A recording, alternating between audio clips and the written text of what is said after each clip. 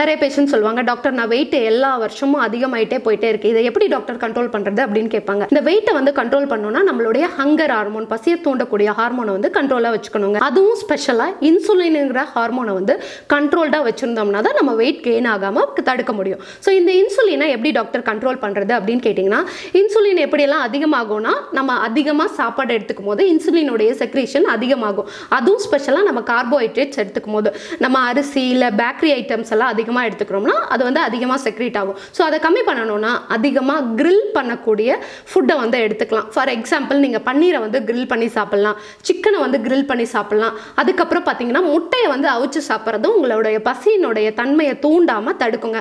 நீங்கள் வேணால் டெஸ்ட் பண்ணி பாருங்கள். காலையில் ஒரு 3 முட்டையிலேருந்து 5 முட்டை வரைக்கும் எடுத்துக்கோங்க.